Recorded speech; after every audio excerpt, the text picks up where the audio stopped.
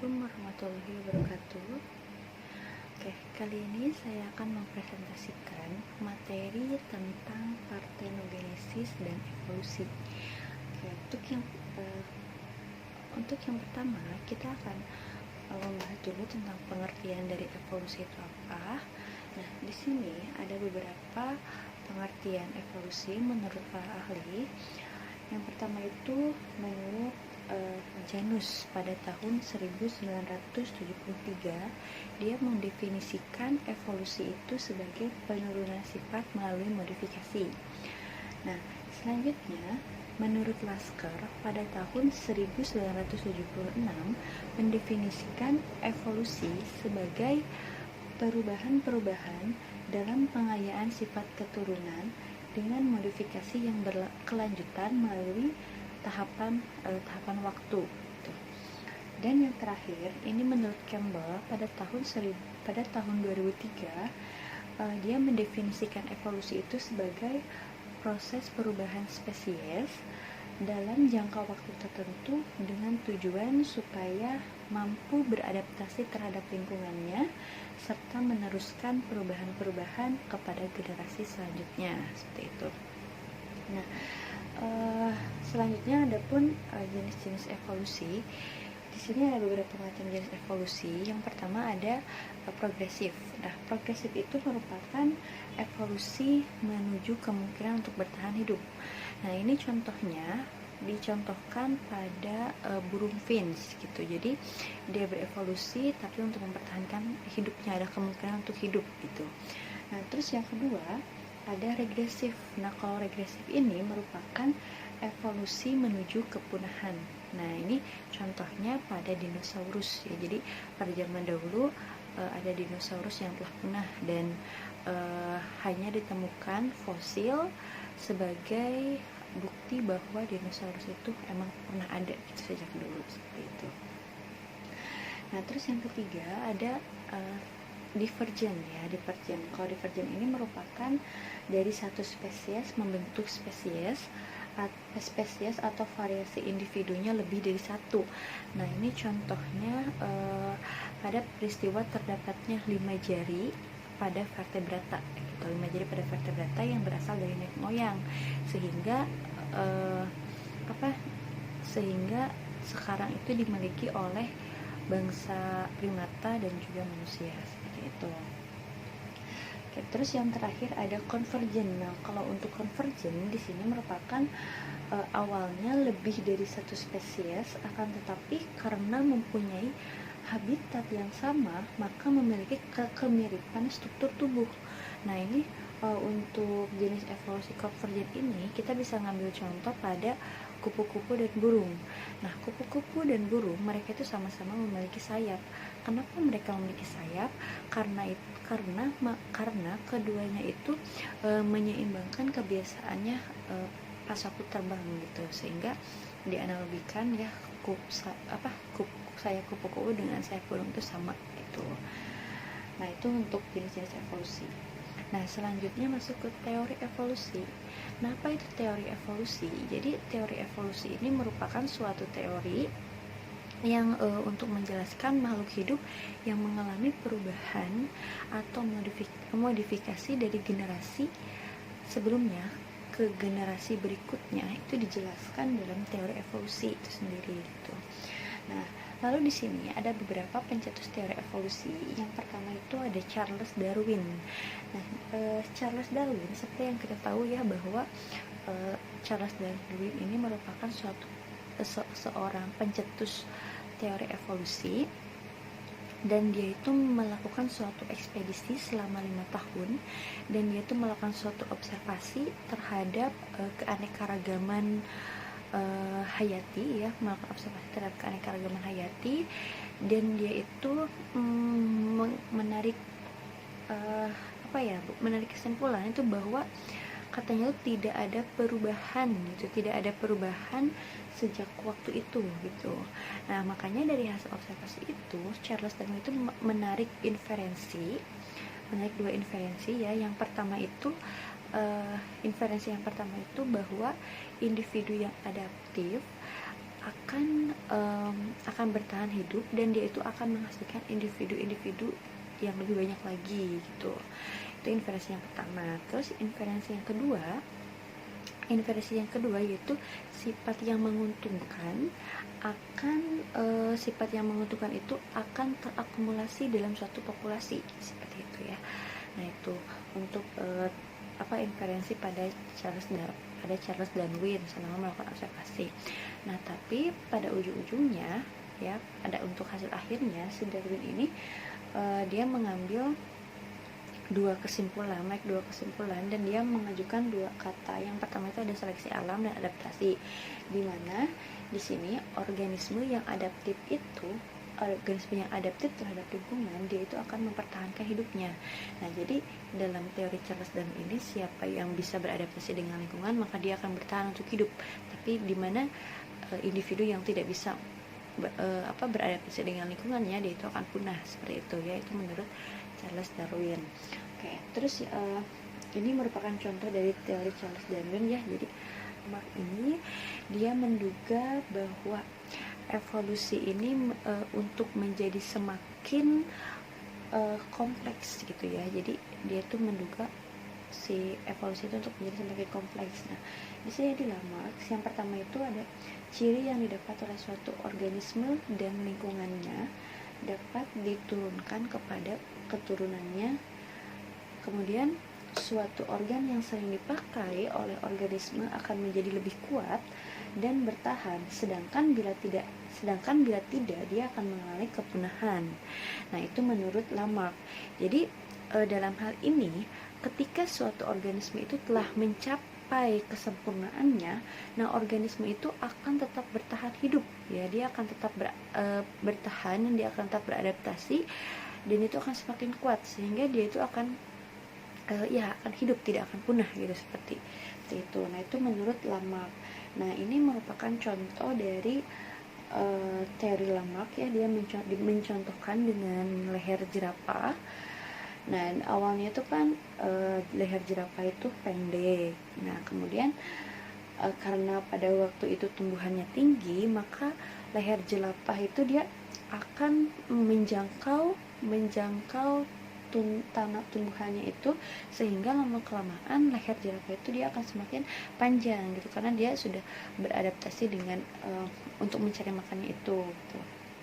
Nah, adapun ini perbedaan teori evolusi Darwin dan Lamarck dapat dilihat ya, untuk perbedaan teori Darwin dan Lamarck. Nah, kalau misalkan Lamarck ini sudah jelas seperti yang tadi saya katakan, bahwa leher jerapah kenapa bisa jadi panjang itu karena dulunya dia dipakai untuk mencari makan, tapi menjangkau makanan yang ada di atas pohon gitu. Tapi sedangkan untuk teori Darwin, di sini ada beberapa ekor jerapah ya, ada jerapah yang berleher panjang dan ada jerapah yang berleher pendek. Nah, untuk jerapah yang berleher panjang, dia itu akan tetap bertahan hidup karena dia bisa menjangkau makanannya. Tetapi untuk jerapah yang berleher pendek, karena dia itu tidak bisa menjangkau makanannya, maka dia itu akan mati gitu ya, akan punah, seperti itu. Oke ya.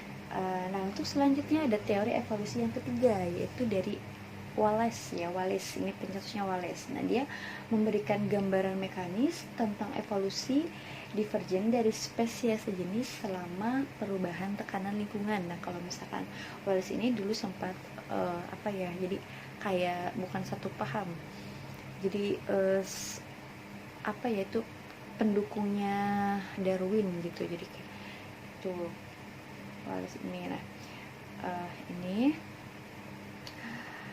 Nah, kemudian untuk selanjutnya pencetus teori evolusi yang keempat yaitu adalah Weismann. Nah, di mana Weismann ini dia meneorikan tentang teori plasma nutfah gitu ya, yaitu organisme multiseluler berisi sel-sel kelamin yang dapat memberikan informasi keturunan dan sel tubuh informasi fungsi tubuh gitu ya. Jadi pada evolusi Weismann ini dia menyangkut pewarisan gen-gen gitu melalui sel-sel kelamin. Nah, hal ini bermakna bahwa evolusi berkaitan dengan dengan gejala seleksi alam ya terhadap faktor-faktor genetik gitu. Nah, kemudian Weismann juga dia berpendapat bahwa perubahan sel-sel tubuh akibat pengaruh lingkungan itu tidak diwariskan. Nah, ini bertentangan dengan teorinya Lamarck tadi ya gitu. Nah, kenapa Weismann menyebutkan seperti itu? Karena dia membuktikan dengan ini tikus. Jadi dia itu membuktikan dengan melakukan perkawinan tikus.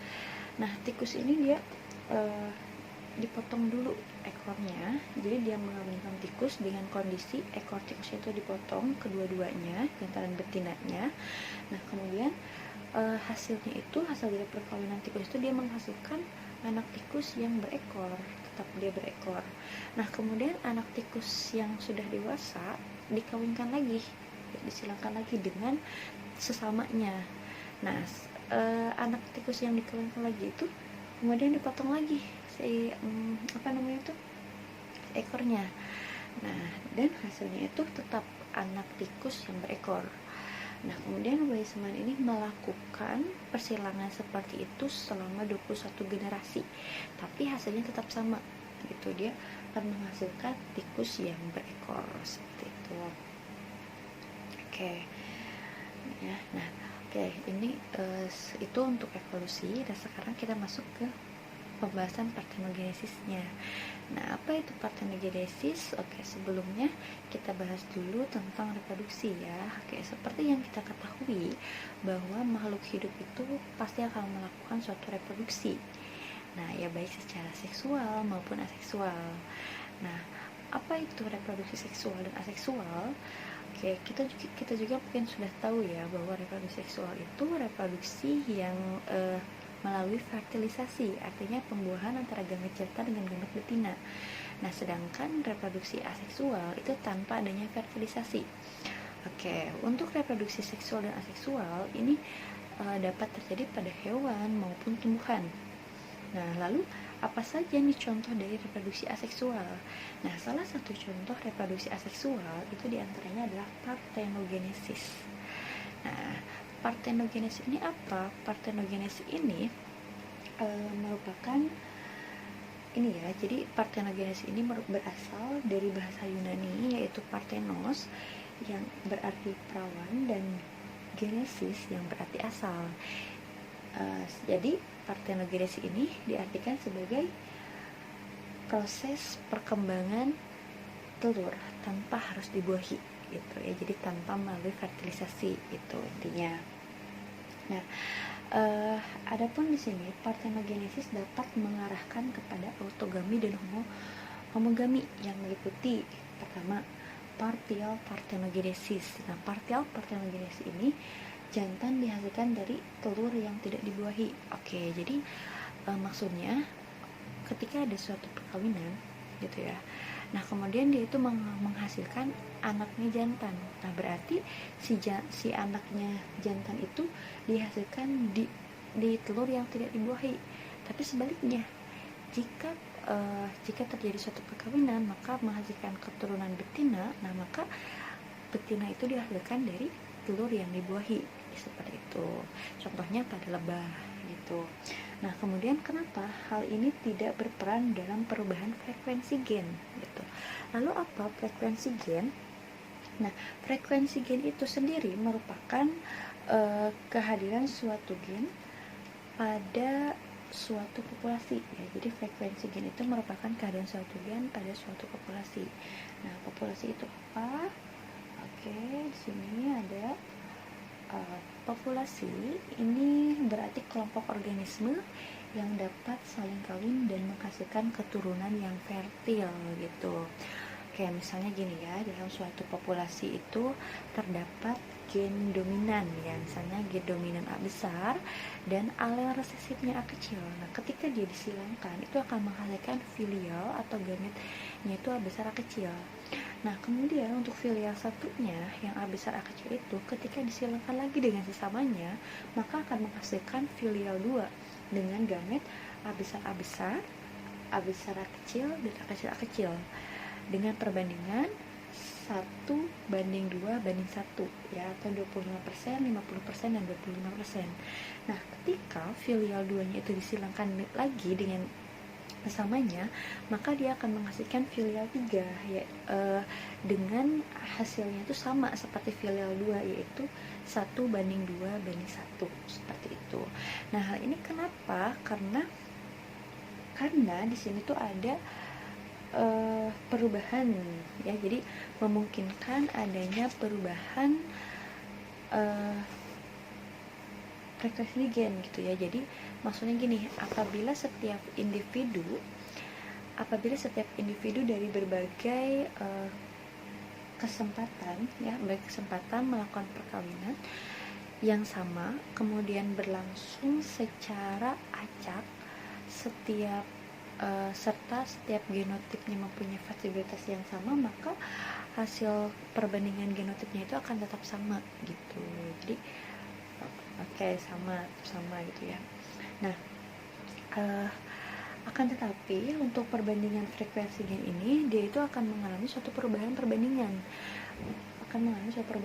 frekuensi gen tidak dalam keadaan yang seimbang, artinya tidak dalam keadaan yang seimbang. Nah, kenapa hal itu bisa terjadi? Karena di sini ada perubahan perbandingan frekuensi gen dalam suatu populasi dapat disebabkan oleh mutasi, kemudian seleksi alam, terus imigrasi, rekombinasi dan seleksi, kemudian isolasi reproduksi dan domestifikasi, seperti itu.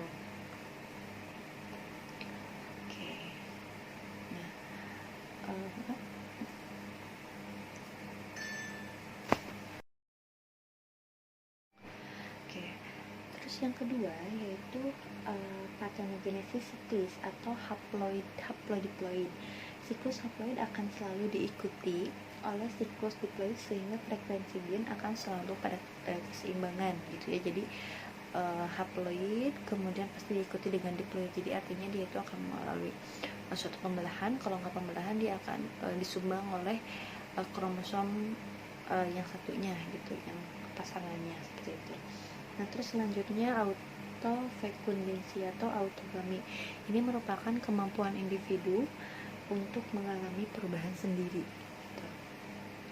Nah, terus selanjutnya di sini udah ada perbedaan untuk fertilisasi dengan parthenogenesis ya.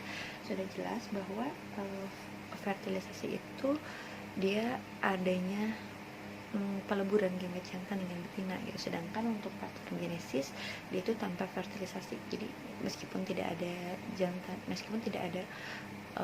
gamet jantannya, dia masih tetap berkembang dan membentuk individu baru seperti itu. Nah, selanjutnya ada mekanisme parthenogenesis. Di sini parthenogenesis seringkali dikatakan sebagai reproduksi aseksual. Namun pada kenyataannya, lebih tepatnya ini parthenogenesis ini merupakan reproduksi seksual yang tidak lengkap. Nah, kenapa? Karena keturunan spesies parthenogenesis ini berkembang dari gamet gitu. Jadi masih tetap dikatakan seksual namun tidak sempurna, seperti itu. Terus yang selanjutnya, parthenogenesis dapat beroperasi pada sel haploid. Nah, contohnya pada lebah, nematoda, kemudian sebagian tanaman gitu ya. Nah, atau diploid, contohnya pada kutu daun, kemudian beberapa rotifera dan tanaman berbunga gitu. Nah, keturunan berkembang dari telur haploid untuk menghasilkan individu baru dewasa. Sedangkan bentuk parthenogenesis diploid, bentuk fenomenanya lebih umum dan bervariasi, sedang dapat berlanjut di sepanjang 2 jalur seperti itu. Kemudian bentuk kedua dari parthenogenesis diploid yaitu apomixis yang merupakan meiosis tidak lengkap. Nah, di sini ada proses reproduksi seksual pada beberapa bentuk parthenogenesis. Kita lihat ya bahwa yang pertama itu ada sexual reproduction. Nah, di sini kalau sexual reproduction dia melewati meiosis, mulai pembelahan meiosis. Di sini ada spermatosit dan ada oosit.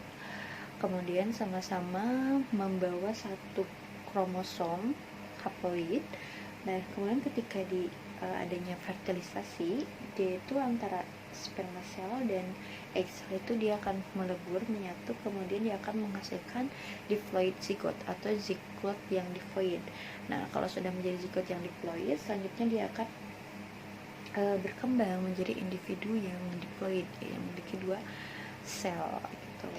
Nah, terus selanjutnya untuk haploid parthenogenesis. Nah, ini haploid parthenogenesis sama ya, dia melakukan pembelahan secara meiosis, kemudian dia menghasilkan oosit, kemudian dia itu karena tidak ada spermanya, tidak yang menyumbang gitu ya, jadi dia tetap akan menghasilkan zigot yang haploid gitu. Nah, kemudian dia akan berkembang menjadi individu yang haploid juga seperti itu.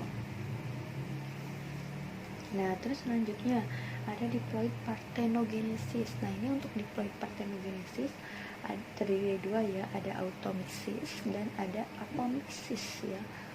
Oke, kalau automixis apa bedanya automixis dan apomixis? Kalau automixis ini dia melalui tahapan meiosis. Nah, di mana di sini ada replikasi pada kromosom. Jadi ada oosit itu kan membawa 1 kromosom N ya. Kemudian kromosom oosit itu dia bereplikasi gitu ya, sehingga menjadi 2 N atau diploid, sehingga dia akan menghasilkan zigot diploid gitu ya, dan berkembang menjadi individu yang diploid atau yang memiliki 2 kromosom.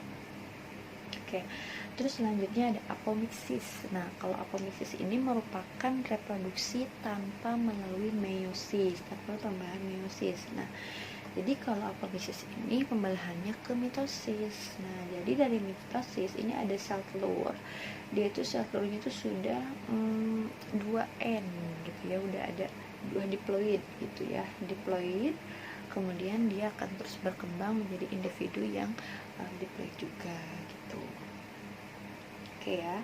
Nah, untuk selanjutnya ada macam-macam parthenogenesis ya.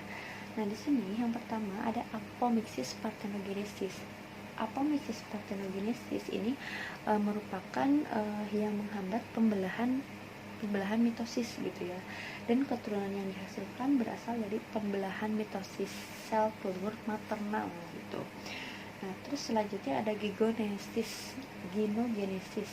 Kalau gynogenesis ini merupakan sperma dari spesies biseksual yang diperlukan untuk merangsang perkembangan telur, tetapi tidak berkontribusi terhadap komposisi genetik keturunannya, sehingga hasil keturunannya itu betina. Nah, ini untuk gynogenesis itu contohnya pada salamander ambystoma gitu. Oke. Terus selanjutnya untuk automictic parthenogenesis. Nah, kalau ini merupakan pasangan kromosom dari ibu kemudian berpasangan dengan kopiannya dan digambarkan dengan setengah kromosom gitu. Dan yang terakhir ada hibridogenesis. Ini merupakan bentuk reproduksi hemiklonal ya. Artinya apa? Jadi pada setengah genom diturunkan pada generasi berikutnya, tetapi setengahnya yang lain akan dimusnahkan gitu ya. Oke.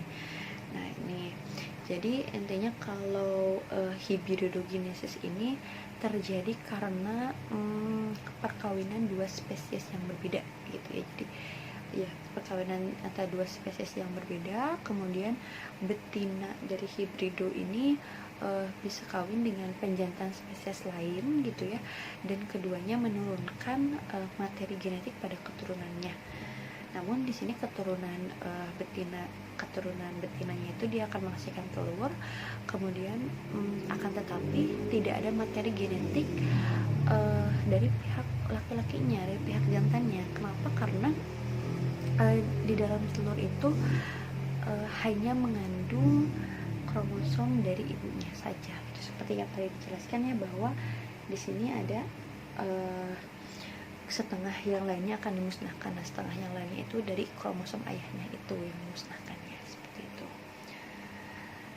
Nah, selanjutnya ada asal-usul parthenogenesis. Itu yang pertama spontaneous, yang merupakan penghilang genom secara langsung. Nah, diakibatkan karena adanya mutagen sehingga menyebabkan mutasi pada DNA spesies. Oke. Terus yang kedua, asal usul partenogenesisnya yang kedua ada hibrid atau persilangan.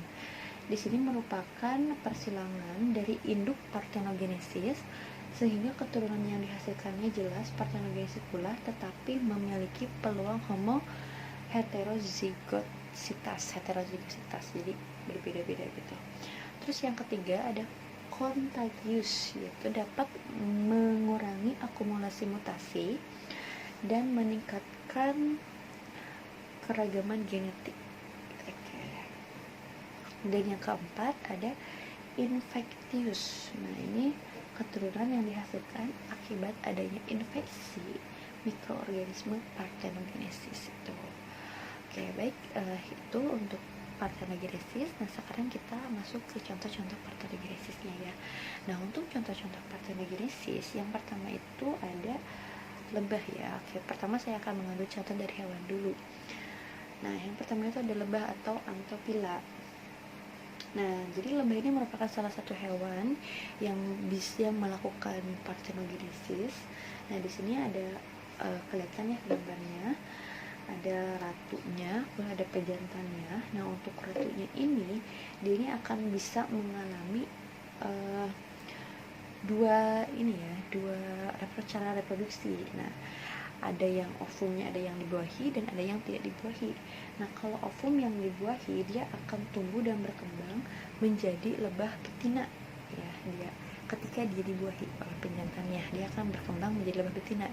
Sedangkan untuk ovum yang tidak dibuahi, dia itu akan berkembang menjadi lebah penjantan gitu. Terus yang kedua yaitu ada kutu daun dan kutu air ya. Nah, di sini kutu daun betina dan kutu air betina dapat terus-menerus bertelur. Kemudian telur yang dihasilkan akan berkembang dan menetas menjadi kutu betina tanpa didahului proses fertilisasi.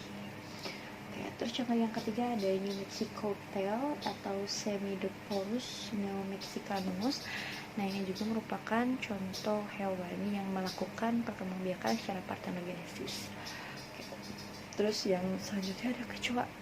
Nah, kecoa juga sama, dia juga merupakan salah satu hewan yang bisa melakukan partenogenesis ya. Makanya kalau misalkan ada kecoa terus tiba-tiba dia semakin banyak padahal nggak ada layannya tuh. Nah, itu kenapa? Mungkin karena dia telah melakukan partenogenesis sendiri gitu. Jadi sehingga lama-kelamaan ketika ada kecoa satu yang masuk ke dalam ruangan, lama-kelamaan dia akan semakin banyak. Oke, terus yang terakhir ada komodo atau Varanus komodiensis. Nah ini komodo merupakan salah satu hewan purba yang masih ada gitu ya. Ya, hewan purba yang masih ada. Padahal teman-temannya itu dia sudah musnah gitu ya, sudah hilang. Contohnya kan kayak dinosaurus gitu ya, dia itu sudah punah. Tapi komodo ini dia belum punah. Kenapa? Karena mungkin bisa saja karena dia bisa melakukan partenogenesis mungkin ya. Oke. Nah, pada tahun 2006 di sini ada seekor komodo betina di kebun binatang Chester di Inggris. Nah, bahwa flora ini bertelur tanpa fertilisasi. Nah, artinya apa? Berarti dia kan telah melakukan partenogenesis gitu. Nah, kemudian dilakukanlah suatu peneliti dari Universitas Liverpool di Inggris Utara melakukan tes genetika pada 3 telur yang gagal menetas. Nah, kemudian setelah dipindah ke inkubator dan terbukti bahwa flora ini tidak memiliki kontak fisik dengan komodo jantannya. Nah, jadi kenapa dia bisa dikatakan partenogenesis? Nah, itu tadi karena setelah dilakukan penelitian bahwa ternyata si komodo ini tidak pernah melakukan kontak fisik dengan jantannya, dengan komodo jantannya gitu. Oke,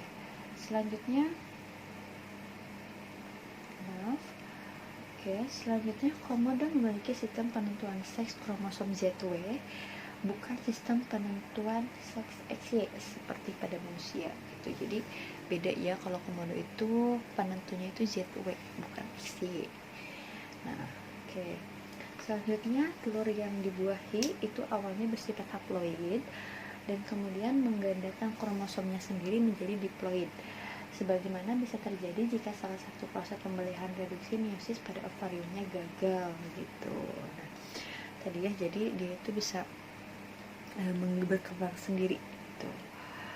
Ya, terus yang selanjutnya, ketika komodo betina memiliki kromosom ZW menghasilkan anak, ia mewariskan hanya salah satu dari pasangan kromosomnya yang dipunyai, termasuk satu dari 2 kromosom seksnya.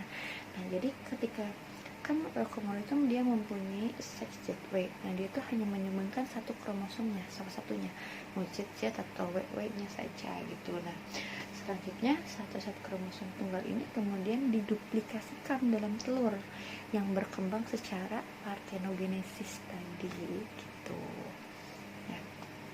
Oke. Nah, telur yang menerima kromosom Z akan menjadi ZZ, artinya komodo itu akan berkembang menjadi komodo jantan. Nah, kemudian sedangkan yang menerima kromosom W itu akan menjadi WW. Nah, dan gagal untuk berkembang, jadi mati gitu, nggak bisa berkembang lagi gitu. Nah, itu untuk komodo. Nah, selanjutnya ada partenogenesis pada tumbuhan tingkat tinggi. Nah, jadi ternyata partenogenesis itu bukan hanya dilakukan oleh hewan saja, tapi oleh tumbuhan juga bisa melakukan partenogenesis. Nah, di sini ada autonomous dan pseudogamous. Nah, apa itu autonomous? Autonomous ini merupakan perkembangan embrio yang tidak dipengaruhi oleh polinasi gitu. Nah, sedangkan untuk pseudogamousnya ini merupakan sel telur yang terbentuk tanpa fertilisasi, tetapi endosperma terbentuk sebagai hasil fertilisasi. Nah, sehingga kedua proses tersebut ini dia akan menimbulkan adanya partenogenesis. Nah, jadi si autonomous dan pseudogamous ini dia akan menimbulkan adanya suatu partenogenesis. Nah, tumbuhan apa saja sih yang bisa melakukan partenogenesis? Banyak ya. Di antaranya ada pohon pisang. Dia itu merupakan salah satu tumbuhan yang melakukan partenogenesis. Kemudian ada manggis juga gitu ya. Dan biasanya tumbuhan yang berpartenogenesis ini tumbuhan yang lunak gitu ya. Buahnya itu lunak seperti itu. Nah, lalu selanjutnya kita akan menganalisis hubungan antara partenogenesis dengan evolusi itu apa. Oke ya, jadi apa sih hubungan antara partenogenesis dengan evolusi? Nah, di sini ada kelemahan reproduksi aseksual dalam jangka pendek, yaitu terjadinya mutasi, keragaman genetik rendah gitu ya. Jadi jadi kelemahan reproduksi aseksual ini jadi akan mengakibatkan suatu keragaman genetiknya rendah. Jadi kalau misalkan lama-kelamaan dia itu akan punah juga gitu. Nah, kemudian akibat keragaman genetik rendah, dia dapat membatasi persaingan dengan kerabatnya. Nah, membatasi persaingan dengan kerabatnya sehingga dia itu akan melakukan suatu partenogenesis gitu. Kemudian hewan atau tumbuhan yang adaptif akan bertahan dan melangsungkan hidupnya. Nah, jadi di sini jadi kenapa ada yang masih berlangsung hidup, kemudian ada yang punah? Ya, kita contohkan saja pada komodo ya. Seperti yang setelah saya jelaskan tadi, bahwa komodo itu merupakan salah satu hewan purba yang dia itu masih hidup gitu ya sampai sekarang, sedangkan hewan-hewan purba yang lainnya itu sudah punah. Kenapa? Karena di sini komodo itu merupakan salah satu hewan yang adaptif terhadap lingkungannya. Adaptif dalam hal apa? Adaptif dalam hal reproduksinya. Jadi dia bisa melakukan suatu partenogenesis gitu, sehingga tanpa adanya komodo jantan, komodo itu dia bisa terus berkembang biak dengan partenogenesis tadi, sehingga mungkin ya, sehingga komodo itu bisa bertahan sampai saat ini seperti itu. Selanjutnya untuk evolusi parthenogenesis di sini dapat dites melalui ada 2 tes ya di sini. Yang pertama itu ada tes molekuler evolusi parthenogenesis. Nah, ini tujuannya untuk penanda molekuler pada mDNA gitu. Nah, bagaimana caranya? Ini caranya dengan menggunakan PCR dengan bantuan enzim restriksi gitu ya, maaf. Kemudian dilakukan analisis sequence, yaitu perbedaan urutan DNA yang akan menghasilkan pohon filogenetik. Oke, terus yang kedua ada tes perbedaan alel. Nah, tes perbedaan alel ini dilakukan untuk menunjukkan sejarah dan beberapa taksa uniseksual. Caranya gimana? Nah, caranya ini ada perbandingan alel antara spesies biseksual dan uniseksual. Kemudian alel spesies biseksual ini akan homolog dan ukurannya lebih besar gitu, berbeda dengan alel spesies uniseksual. Nah, ini homolog tetapi ukurannya lebih kecil dari alel spesies biseksual gitu. Oke, lalu apa sih hubungan spesiasi dengan parthenogenesis? Nah, ini dikaitkan dengan materi-materi yang sebelumnya ya. Jadi ada nggak sih hubungan antara spesiasi dengan parthenogenesis? Nah, sebenarnya ada. Kenapa? Karena parthenogenesis ini merupakan salah satu dari proses spesiasi ya. Jadi spesiasi itu proses pembentukan spesies baru. Nah, adapun proses spesiasi di sini meliputi yang pertama itu ada isolasi geografi atau batas alam. Kemudian yang kedua ada isolasi reproduksi. Oke, nah untuk isolasi reproduksi sendiri di sini ada prakawin, yaitu keberhasilan terjadinya pembuahan atau kopulasi yang meliputi kromosomal, morfologi struktural, dan parthenogenesis. Nah, ini di sini ada parthenogenesis, berarti emang ada kaitannya tuh dengan proses spesiasi. Terus yang selanjutnya ada pasca kawin. Ini keberhasilan individu yang dihasilkan dari perkawinan yang meliputi letalitas, semiletal, dan sterilitas gitu. Oke, mungkin sampai sini pemaparan dari ini ya, mungkin sampai sini pemaparan untuk materi parthenogenesis dan evolusi. Mohon maaf bila ada kekurangan. Assalamualaikum warahmatullahi wabarakatuh.